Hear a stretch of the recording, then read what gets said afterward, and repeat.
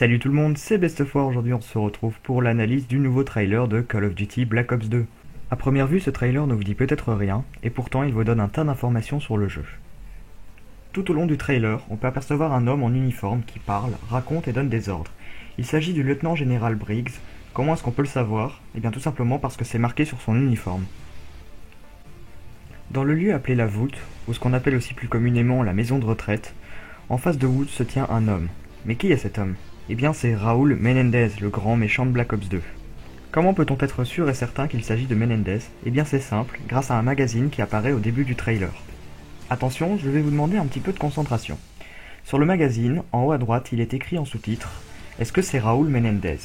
Est-ce qu'un narcoterroriste du Nicaragua de 60 ans peut vraiment être le leader de Cordis-Die ?» Cordis-Die, comme vous le voyez sur la couverture, c'est le messie pour 99% des gens qui habitent au Brésil. Non seulement ça confirme qu'en face de Woods, dans la maison de retraite, il s'agit bien de Menendez, car il est âgé de la soixantaine, mais en plus de ça, Menendez est le chef de Cordis-Die, qui est un groupe de terroristes. Un peu plus tard dans le trailer, on nous montre une page YouTube, Cordis-Die. C'est donc la page YouTube du groupe de terroristes. J'ai cherché un petit peu sur YouTube et je suis tombé sur cette chaîne qui porte exactement le même nom. Et sur cette chaîne, il y avait un petit message audio que voici. Come, my friends. 'Tis not too late to seek a newer world.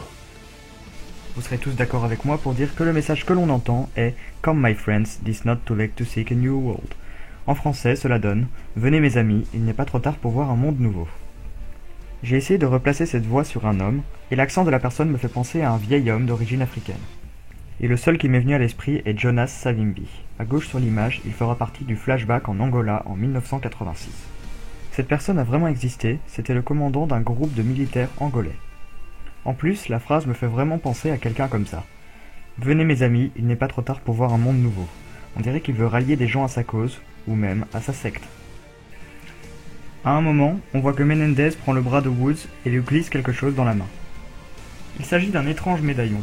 Comme vous le voyez, il a la forme d'un cœur. Il y a 2 crochets sur le dessus et 2 chaînes, ce qui signifie que ça forme 2 colliers. Ça me rappelle un petit peu les colliers quand on était petit qu'on achetait pour notre amoureuse. Le garçon portait la moitié d'un cœur et la fille l'autre moitié. Quand on les assemblait, ils formaient un cœur. Un peu comme le médaillon que Woods tient dans sa main. Mais où est-ce que Menendez a été chercher un collier comme ça? Ça ne peut pas être la femme de Woods, étant donné que Woods aurait l'autre moitié. Or, Menendez a les 2 moitiés du cœur. Il les a donc pris à un couple, oui, mais lequel? Et enfin, pour terminer cette analyse, j'aimerais répondre à une question que beaucoup de gens se posent à propos de cette jetpack.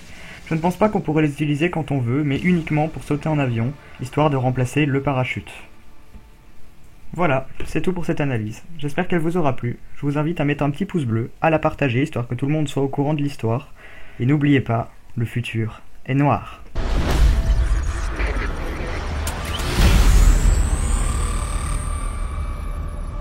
Pre-order now and get the Nuketown 2025 bonus map.